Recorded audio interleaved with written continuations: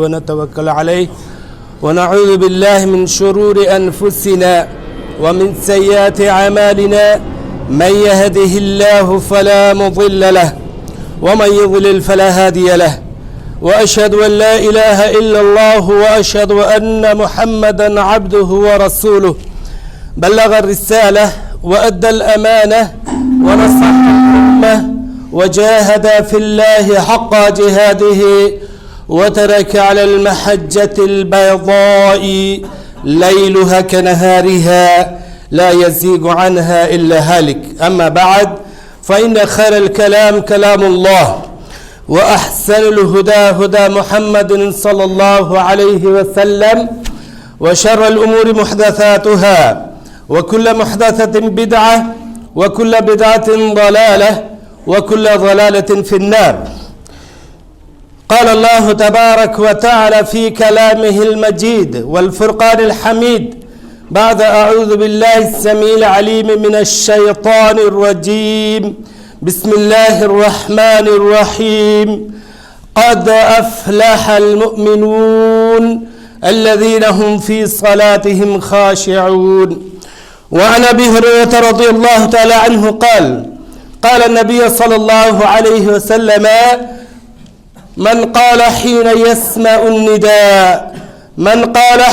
يسمع النداء اللهم رب هذه الدعوة التامة والصلاة القائمة آت محمدا الوسيلة والفضيلة وابعث مقاما محمودا الذي وعدته حلت له شفاعتي يوم القيامة.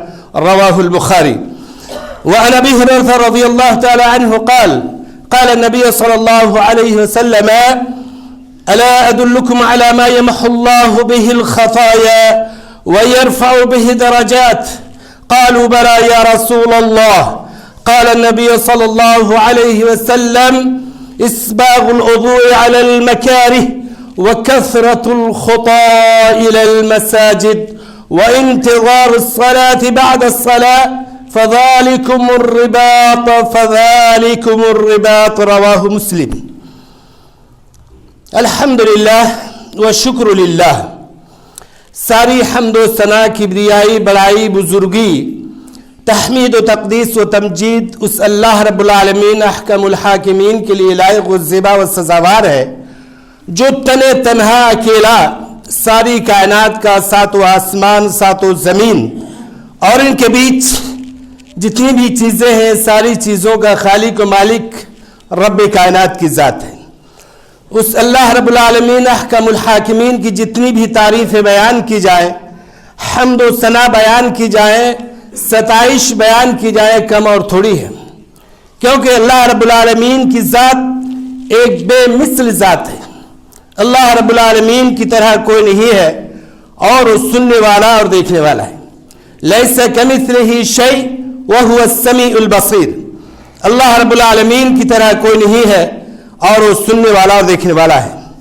یہاں ایک سائل سوال کر سکتا ہے, اعتراض کرنے والا اعتراض کر سکتا ہے کہ ہم بھی سنتے اور دیکھتے ہیں اور اللہ رب العالمین بھی سنتا اور دیکھتا ہے, تو اللہ رب العالمین کے سننے اور دیکھنے اور ہمارے اور آپ کے سننے اور دیکھنے میں کیا فرق ہے؟ ایک چھوٹی سی مثال دے کر میں اس بات کی وضاحت کرنا چاہوں گا کہ ایک شیر خوار بچہ, معصوم بچہ, جھولے کا بچہ ہے, وہ اپنی ماں کی گود میں وہ مسکراتا ہے اور وہ بچہ سنتا اور دیکھتا بھی ہے, لیکن اس کے سننے اور دیکھنے اور ہمارے آپ کے سننے اور دیکھنے میں زمین و آسمان کا فرق ہے میرے بھائیوں. بعین ہی اللہ رب العالمین کے سننے اور دیکھنے اور ہمارے اور آپ کے سننے اور دیکھنے میں زمین و آسمان ہی کا انتر نہیں, فرق نہیں, بلکہ کہیں زیادہ اس سے فرق ہے. اس لیے اللہ رب العالمین نے اپنی ذات مبارکہ کے بارے میں بیان کیا لیس کمثلہ شیء وہو السمیع البصیر.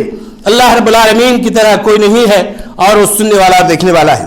بعدہ اللہ کے نبی جناب محمد رسول اللہ صلی اللہ علیہ وسلم پر بے شمار انگنت درود و سلام نازل ہوں کہ اللہ رب العالمین نے آخری نبی رسول کو بھیج کر بالعموم ساری کائنات انسانی پر اور بالخصوص ہم مومنین پر رب کائنات نے احسان عظیم کیا.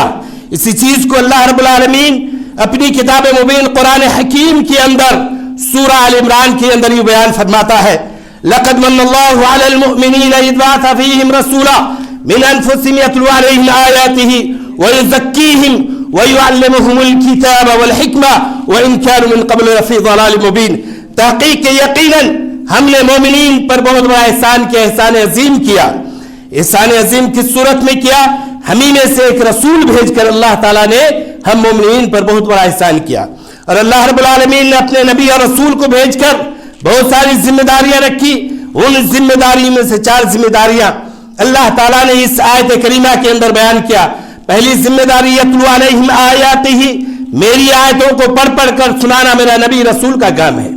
دوسری ذمہ داری ویزکیہم, جو لوگ شرک جیسی مہلک بیماری میں مبتلا ہے, شرک جیسے دلدل میں لوگ پھنسے ہوئے ہیں, ایسے لوگوں کو نکال کر شرک کی دلدل سے نکال کر, شرک کی مرض سے نکال کر ایک پاک صاف توحید والی صاف ستھری زندگی میرا نبی عطا کرتا ہے, میرا رسول عطا کرتا ہے. وَيُزَكِّيهِمْ.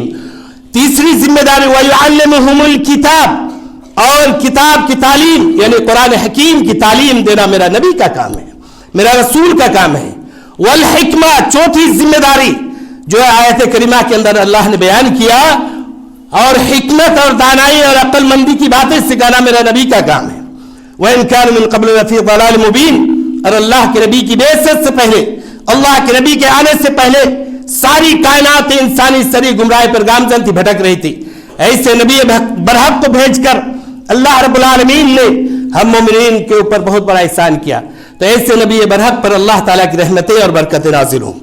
محترم بزرگ اور بھائیوں, خطبہ میں سننا کے بعد میں نے آیت کریمہ کی 2 آیت کریمہ میں نے تلاوت کی, اور حدیث پاک کی بھی میں نے تلاوت کی. میں چاہتا ہوں کہ انہیں آیات اور حدیث پاک کی روشنی میں آپ حضرات کے سامنے چند لمحات گفتگو کروں. میں بار الہ سے دعا گو ہوں کہ بار الہ تو کہنے سننے سے زیادہ عمل کی توفیق عطا فرما, کیونکہ آج کی تاریخ میں ہم اور آپ سنتے بہت کچھ ہیں, لچھے دار تقریریں سننے کی عادتیں ہیں, واعظ و نصیحت مرچ مسالے والی جو ہے تقریریں سننے کی عادتیں ہیں. یہ ہماری زندگی ہے میرے بھائیوں. اور اس سلسلے میں بڑے بڑے اجتماعات ہوتے ہیں, جلسے ہوتے ہیں, کانفرنس ہوتی ہیں, اور جب کانفرنس سے فارغ ہو کر, اجتماعات سے فارغ ہو کر, جلسوں سے فارغ ہو کر جب احباب مل بیٹھتے ہیں, فرصت میں بیٹھتے ہیں, تو روشنی ڈالی جاتی ہے کانفرنس کے اوپر, اجتماعات کے اوپر روشنی ڈالی جاتی ہے, اور جلسوں کے اوپر روشنی ڈالی جاتی ہے. کرے یار فلاں مقرر سیکنڈ لاسٹ والا جو مقرر تھا, کیا زبردست تقریریں کی, مزہ آ گیا. بس مزے لینے کی حد تک ہم اور آپ قرآن حدیث کی باتوں کو سنتے ہیں, اور وہ وقتی طور پہ ہمیں مزہ مل جاتا ہے, اور دامن جھاڑ کر اڑ جاتے ہیں. اور یہ ہماری زندگی ہے میرے بھائی, دامن جھاڑ کر اڑ جاتے ہیں, اور ہماری زندگی جو کے تو رہ جاتی ہے, کوئی تبدیلی نہیں آتی. اس نیت سے, اس غرض سے واعظ و نصیحت سننے نہیں جاتے ہیں, خطبوں کو سننے نہیں جاتے ہیں کہ ہمارے اندر کچھ کمیاں ہیں, ان کمیوں کو باہر نکال پھینکیں گے, ہم اپنی اصلاح کریں گے. ہمارا گھر کا ماحول بگڑا ہوا ہے, ہمارا پڑوسی بگڑا ہوا ہے, ہمارا معاشرہ بگڑا ہوا ہے, ہماری سوسائٹی بگڑی ہوئی ہے. آئیں گے, ہم اپنی سوسائٹی کی اصلاح کریں گے, معاشرے کی اصلاح کریں گے. اس غرض سے نہیں جاتے ہیں. قرآن حدیث کے بیانات سننے کے بعد آن کر ہم اپنی زندگی میں, ہماری زندگی میں ایک نئی تحریک اٹھنی چاہیے, نیا انقلاب برپا ہونا چاہیے. اس غرض سے قرآن حدیث کی باتوں کو سننی چاہیے میرے بھائی. تو اس طرح کی زندگی نہیں ہے ہماری زندگی, عمل سے کوسوں دور ہے میرے بھائی. عملی میدان میں ہم اور آپ 0 سناٹا نظر آتے ہیں. عمل کی اشد ضرورت ہے میرے بھائیوں, بہت زیادہ ضرورت ہے. سورہ المومنون کی شروع کی 2 آیتیں میں نے پڑھی ہیں. قد افلح المؤمنون الذين هم في صلاتهم خاشعون. تحقیق کے یقیناً اللہ رب العالمین بالیقین کے ساتھ ارشاد فرماتا ہے. اللہ رب العالمین کی باتوں میں کوئی شک نہیں میرے بھائی, کوئی ریب نہیں. شک اور شبہات سے, ریب سے رب کی بات بالکل مبرہ ہے, منزہ ہے, پاک اور پوتر ہے. اللہ رب العالمین بالیقین کے ساتھ ارشاد فرماتا ہے تحقیق کے یقیناً ایمان والوں نے فلاح حاصل کر لی، کامیابی سے دوچار ہو گئے، کامرانی سے دوچار ہو گئے۔ کن مومنوں کو اللہ رب العالمین کامیابی اور کامرانی کی بشارت دے رہا ہے، خوشخبری سناتا ہے؟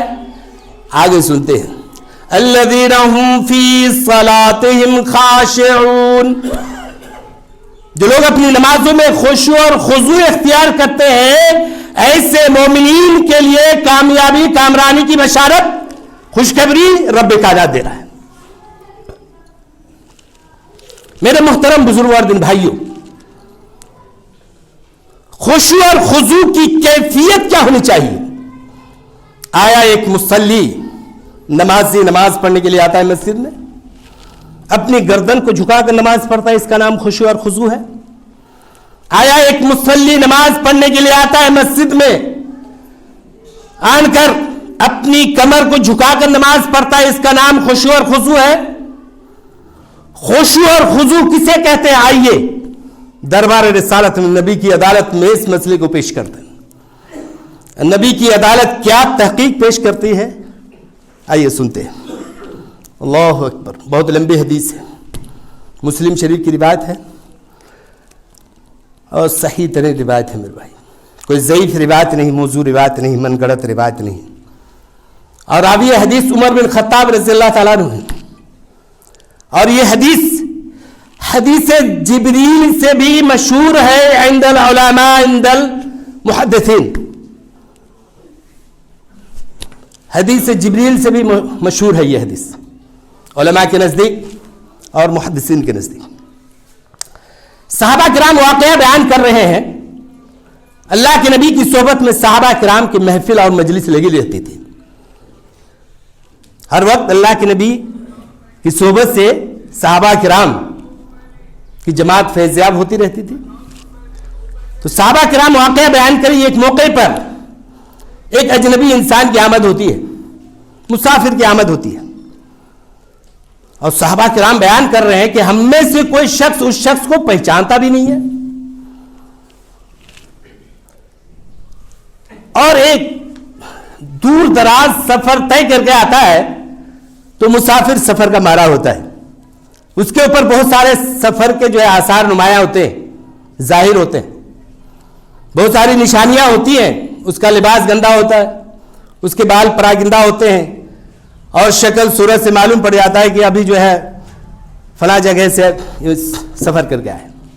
بہرکیف اس قسم کے مسافر کے اوپر آثار نمایاں نہیں تھے، نشانیاں نہیں تھی، اور اس کا لباس بہترین صاف ستھرا وائٹ لباس، سفید لباس، اور اس کے بال بہترین کالے بال، آن کر اللہ کے نبی کی صحبت میں بیٹھ جاتا ہے۔ اس سائل نے چند سوالات کیے، ان سوالات میں سے مجھے جو ٹاپک کی مناسبت سے جو سوال لینا ہے اور جواب لینا ہے، خوشی اور خضوع کے تعلق سے جو سوال تھا میرے بھائیوں، وہ یہ ہے کہ یا محمد صلی اللہ علیہ وسلم اخبرنی عن الاحسان، کہ آپ احسان کی حقیقت کے بارے میں ہمیں آگاہ فرمائیے، احسان کی تعریف کیجئے، تشریح بیان کیجئے، توضیح کیجئے کہ احسان کسے کہتے ہیں۔ اللہ کے نبی جناب محمد رسول اللہ صلی اللہ علیہ وسلم نے احسان کی تعریف اور توضیح اور تفسیر یہ بیان کی کہ تم نماز اس طرح پڑھا کرو اور اپنے اندر یہ کیفیت پیدا کرو کہ تم نماز کی حالت میں رب کائنات کو اپنی نگاہوں سے دیکھ رہے ہو۔ اگر تمہارا ایمان اتنا مضبوط نہیں ہے، ڈھلمل یقین والا، کمزور والا ایمان ہے، تو اپنے اندر یہ کیفیت ضرور پیدا کرنا کہ نماز کی حالت میں رب کائنات مجھے اپنی نگاہوں سے دیکھ رہا ہے۔ سائل کہتا ہے کہ قد صدقت یا رسول اللہ صلی اللہ علیہ وسلم، کہ آپ کا جواب 100%، 100% صحیح ہے۔ صحابہ کرام تعجب میں پڑ گئے کہ کیسا سائل سوال کر رہا ہے اور جواب ملنے کے اخیر میں جواب کی تصدیق کرتا ہے، اس کا مطلب سائل کو سب کچھ آتا جاتا ہے۔ چند سوالات کرنے کے بعد وہ سائل وہاں سے رخصت ہو جاتا ہے۔ اللہ کے نبی جناب محمد رسول اللہ صلی اللہ علیہ وسلم اپنے ساتھیوں کی طرف، صحابہ کرام کی طرف مخاطب ہو کر فرمانے لگے کہ میرے ساتھیوں اور میرے صحابیوں اور میری امت کے لوگوں، تم لوگوں کو معلوم ہے یہ اجنبی مسافر کون تھا؟ صحابہ کرام کو نہیں معلوم. صحابہ کرام نے لا علمی کا اظہار فرمایا اور فرمانے لگے اللہ اور اس کے رسول ہی بہتر جانتے ہیں. اللہ کے نبی جناب محمد رسول اللہ صلی اللہ علیہ وسلم فرمانے لگے کہ یہ جبریل امین تھے اور تم لوگوں کو نماز کا طریقہ، خشوع اور خضوع کا طریقہ اور دین کی تعلیم دینے کی خاطر انسانی شکل میں تمہارے درمیان آئے تھے. اسے کہتے ہیں خشوع اور خضوع. میرے بھائی، ہم تو نماز پڑھتے ہیں لیکن ہماری نماز جو ہے خشوع اور خضوع سے بالکل خالی ہوتی ہے. ہمارا ساری مصروفیات نماز کی حالت میں آ جاتی ہیں. کس کو کتنا لین دین ہے، یہ ہے وہ ہے، سارا حساب کتاب آن کر ہم مائنس پلس جو ہے یہی نماز کی حالت میں کرتے ہیں. یہ ہماری نماز ہے میرے بھائی، اور نماز بڑی اہمیت والا رکن ہے، اور جتنی اہمیت بتائی جاتی ہے قرآن حدیث کے اندر اتنا ہی ہم اور آپ اس سے غافل ہیں، خواب غفلت کی زندگی گزار رہے ہیں.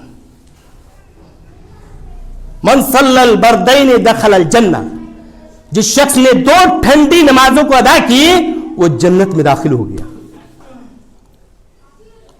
اس کا مطلب یہ نہیں کہ 2 ٹائم کی نمازیں پڑھو اور جنت میں داخل ہو جاؤ اور دیگر نمازوں کو چھوڑ دو. اس کا مطلب نہیں ہے میرے بھائیوں، بلکہ ان دونوں کی اہمیت مقصود ہے. ان دونوں نمازوں کی اہمیت، وہ ٹھنڈی 2 نمازیں کیا ہے؟ فجر کی نماز اور عصر کی نماز. اللہ اکبر. یہ بخاری اور مسلم کی روایت ہے.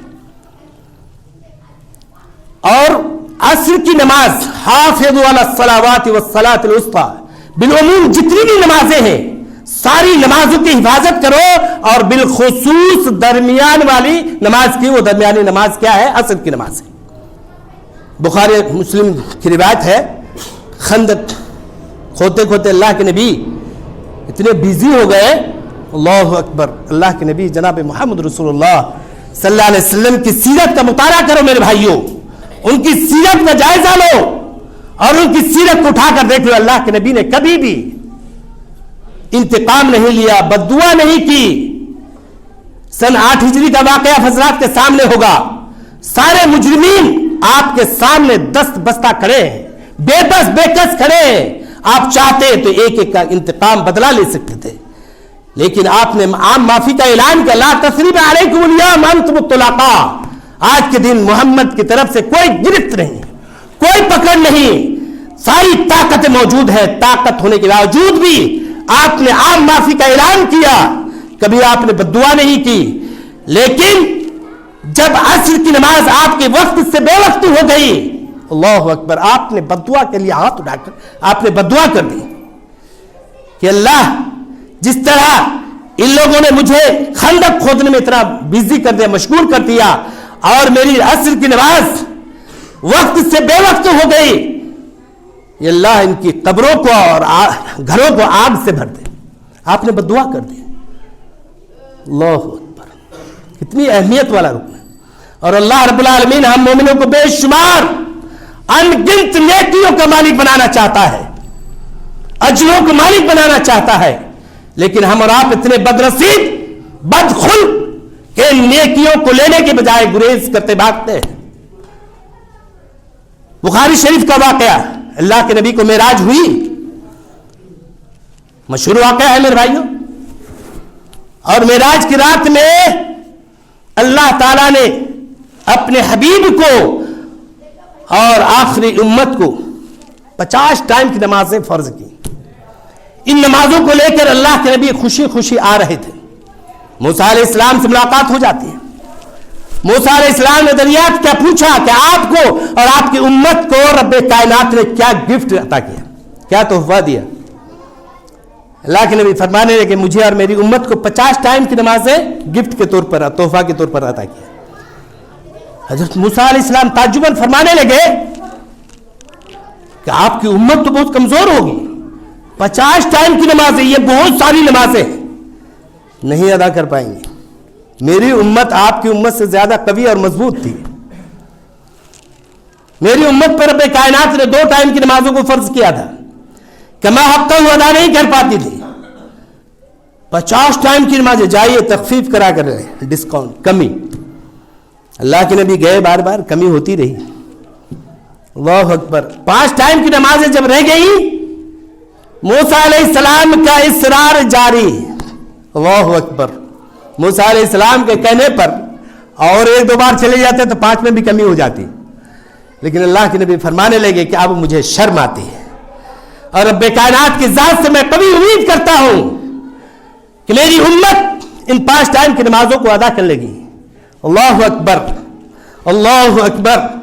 ہم اور آپ 5 ٹائم کی نمازیں ادا کرتے ہیں, لیکن رب کائنات ہم مومنوں سے اتنا خوش ہوتا ہے میرے بھائیوں, اتنا خوش کہ خوشی کے عوض میں بدلے میں رب کائنات اپنے فرشتوں کو حکم دیتا ہے کہ فرشتوں لکھ لو جو 50 ٹائم کی نمازوں کا جو ثواب ہے میرے ان مومن بندوں کے نام اعمال میں لکھ دو. اللہ اکبر.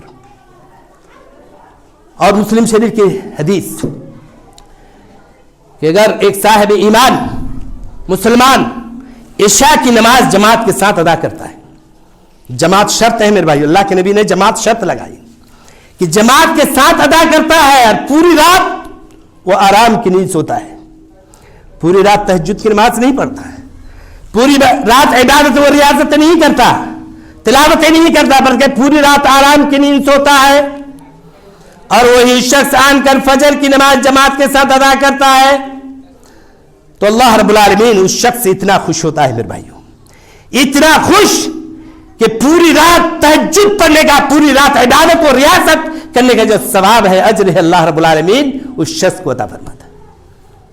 یہ مسلم شریف کی روایت ہے. اللہ اکبر. راوی حدیث حضرت ابو ہریرہ رضی اللہ تعالیٰ عنہ, ایک موقع پر اللہ کے نبی جناب محمد رسول اللہ صلی اللہ علیہ وسلم درس حدیث دے رہے تھے, اس حدیث پاک کی تعلیم دے رہے تھے, اور اس موقع پر صحابہ کرام کا جمع غفیر موجود تھا بڑی تعداد میں.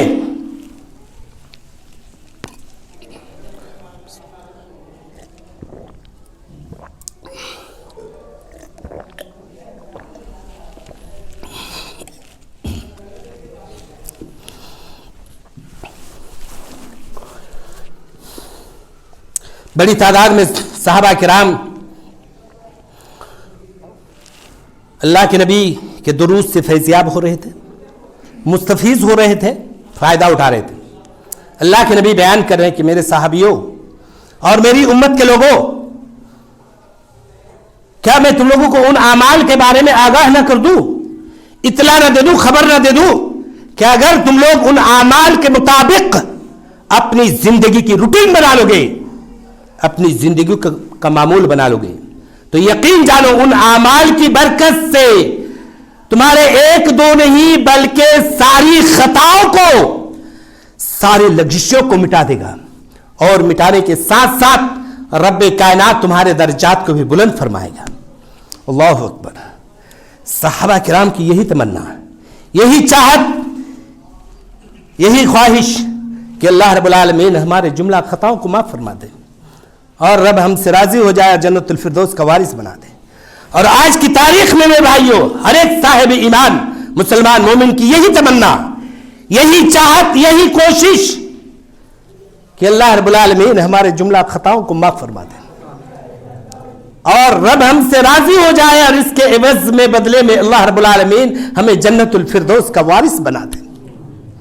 چنانچہ اللہ کے نبی نے جب اس طرح بشارت دی, خوشخبری سنائی, تو صحابہ کرام کے درمیان ایک بے چینی سی پیدا ہو گئی. صحابہ کرام بیک زبان ہو کر ایک ساتھ مل کر کہنے لگے کہ اللہ کے نبی آپ ضرور ان اعمال کے بارے میں ہمیں آگاہ فرمائیے, اطلاع دیجیے, خبر دیجیے. بہت ہی ایزی اعمال ہے میرے بھائیو, کوئی مشکل اعمال نہیں ہے کہ رات کو جو آن کر جو ہے تہجد کی نماز پڑھنی پڑے گی, عبادت کرنی پڑے گی لمبی چوڑی, اس قسم کے وہ اعمال نہیں میرے بھائیو, بلکہ ان اعمال کو بڑی آسانی کے ساتھ ہر ایک صاحب ایمان اپنا سکتا ہے, بڑی آسانی کے ساتھ. تھوڑی سی لگن, تھوڑا سا دھیان دینے کی ضرورت ہے. بہت ہی ایزی اور سہل آسان سے اعمال ہیں. पहला अमल अल्लाह के नबी बयान कर रहे, ध्यान से सुनिएगा मेरे भाइयों, सीरियल नंबर, हदीस में जो सीरियल नंबर है उसी हिसाब से पहला अमल अल्लाह के नबी बयान कर रहे हैं, इस्बागुल वुदू अलल मकारिह, यानी बादले ना खास्ता, तबीयत के न चाहने के साथ, नफ्स के न चाहने के साथ कामिल तरीके से वुजू करना और नमाजों का एहतमाम करना। मसले की वजाहत नहीं हुई, बात अच्छी तरह खुलकर सामने नहीं आई। मिसाल के तौर पर कड़ाके की ठंड पड़ रही है, ठंड का मौसम है, ठंड का मौसम और बिलखुसूस ठंडी के अय्याम में फजर के वक्त ज्यादा सर्दी पड़ती है, ठंडी पड़ती है, फजर का वक्त आ चुका और हमारे पास वुजू करने के लिए गर्म पानी मैसर नहीं, दस्तयाब नहीं, इंतजाम नहीं, ना उसका इंतजाम घर में ना मस्जिद में। तो ऐसी सूरत में मेरे भाइयों, चाहे बुजुर्ग हजरात हो चाहे जवान, किसी का नफ्स नहीं चाहेगा, तबीयत नहीं चाहेगी कि गरम गरम बिस्तर और रिजाई और कंबल को छोड़कर और वो भी ठंडे पानी से वुजू किया जाए, आन का नमाज पढ़ी जाए। किसी का नफ्स नहीं चाहेगा, तबीयत नहीं चाहेगी। तो ऐसी सूरत में हमने क्या किया मेरे भाइयों, गरम गरम बिस्तर और रिजाई और कंबल को हमने बालाए ताक रखा और आन का ठंडे पानी से वुजू किया और कामिल वुजू, जिस तरह अल्लाह के नबी ने वुजू का तरीका बताया उसी तरीके के मुताबिक हमने वुजू किया और बाजमात नमाज अदा की। इस अमल से अल्लाह रब्बुल आलमीन हम मोमिन बंदों से इतना खुश होता है मेरे भाइयों कि हमारे जुमला खताओं को मिटा देने का वादा किया और साथ साथ हमारे दर्जात को भी बुलंद करने का वादा किया। एक अमल हो गया। और दूसरा अमल जो आपने बताया था इस हदीस पाक के अंदर वो ये है, वो कसरतुल खुता इलल मसाजिद, यानी मस्जिदों की तरफ कदमों की ज्यादती के साथ आना और बाजमात नमाजों का एहतमाम करना। हमारा घर, हमारी रिहाइश, हमारा कारोबार, हमारी दुकान, हमारी तिजारत मस्जिद से दूर है, तो जाहिर बात है जब पैदल चलकर आएंगे तो हमारे कदम ज्यादा उठेंगे। तो इसी को अल्लाह के नबी ने इन अल्फाज में ताबीर फरमाया कि वह कसरतुल खुता इलल मसाजिद, यानी मस्जिदों की तरफ कदमों की ज्यादती के साथ आना और बाजमात नमाजों का एहतमाम करना। इस अमल से भी अल्लाह रब्बुल आलमीन हम मोमिनों से इतना खुश होता है मेरे भाइयों, इतना खुश कि हमारे सारे गुनाहों को मिटा देने का वादा किया और साथ साथ हमारे दर्जात को भी बुलंद करने का वादा किया। ये दो अमल हो गया। तीसरा अमल जो आपने बताया था इस हदीस पाक के अंदर वो ये है कि इंतज़ारुस सलात बादस सलाह, एक नमाज के बाद दूसरी नमाज का इंतजार करना। अल्हम्दुलिल्लाह भी हम जुमा की नमाज से फारिग होने के बाद जो भी काम काज है उसमें बिजी हो जाएंगे, मशगूल हो जाएंगे, लेकिन इंतजार करेंगे कब असर का वक्त हो। असर पढ़ने के बाद मगरिब का इंतजार, मगरिब पढ़ने के बाद इशा का इंतजार, इशा पढ़ने के बाद फिर हम और आप पूरी रात आराम की नींद सोते हैं। जब भी हमारी नींद खुलती है, आंख खुलती है, हमारी निगाह घड़ी के ऊपर जाती है कि कहीं फजर का वक्त तो नहीं हुआ। फजर पढ़ने के बाद मेरे भाइयों काम काज में बिजी हो जाते, मशगूल हो जाते हैं, लेकिन इंतजार करते हैं कि कब जोहर का वक्त हो। इंतज़ारुस सलात बादस सलाह, एक नमाज के बाद दूसरी नमाज का इंतजार करना। इस अमल से भी अल्लाह रब्बुल आलमीन हम मोमिन बंदों से इतना खुश होता है मेरे भाइयों कि हमारे सारे गुनाहों को मिटा देने का वादा किया और साथ साथ हमारे दर्जात को भी बुलंद करने का वादा किया। ये तीन अमल हो गए मेरे भाई, बहुत ही ईजी और सहल आसान से अमल है, कोई मुश्किल अमल नहीं है, बड़ी आसानी के साथ इन अमलों को हम और आप अपना सकते हैं। और आखिर का जो अमल आपने बताया तीसरे नंबर का, कि जो लोग इस तरह अपनी जिंदगी की रूटीन बना लेते हैं, जिंदगी का मामूल बना लेते हैं कि एक नमाज के बाद दूसरी नमाज का इंतजार करते हैं। और अल्लाह के नबी ने 2 दफा ये अल्फाज दोहराए, फज़ालिकुमुर रिबा फज़ालिकुमुर रिबा।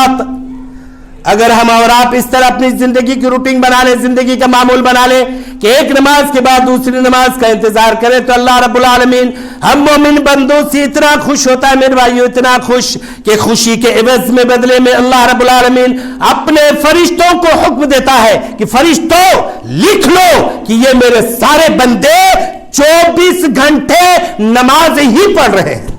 अल्लाहु अकबर। ये मुस्लिम शरीफ की रिवायत है।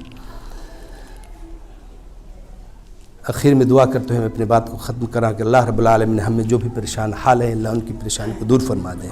या अल्लाह बीमारों को शिफाए कामिल अता फरमा। या अल्लाह तो आलम इस्लाम की हिफाजत फरमा। या अल्लाह हम सब तेरे निहत्ते और कमज़ोर बंदे हैं, हर लिहाज से तू हमारी मदद फरमा। या अल्लाह तू हर लिहाज से हमारी मदद फरमा। या अल्लाह जितने भी तेरे निहत्ते और कमज़ोर बंदे, मोमिन बंदे, قید و بند کی زندگی گزار رہے ہیں، اللہ تعالیٰ از غیب ان کی رہائی کا بندوبست فرما دے، یا اللہ از غیب ان کی رہائی کا بندوبست فرما دے، یا اللہ از غیب تو ہماری مدد فرما، یا اللہ تو از غیب ہماری مدد فرما، یا اللہ بیماروں کو شفائے کامل عطا فرما، یا اللہ بیماروں کو شفائے کامل عطا فرما۔ بارک اللہ لنا ولکم فی القرآن الحکیم ونفعنا وإیاکم بالآیات والذکر الحکیم، انہ تعالی جواد کریم ملک بر رؤوف رحیم۔ اللہ اکبر۔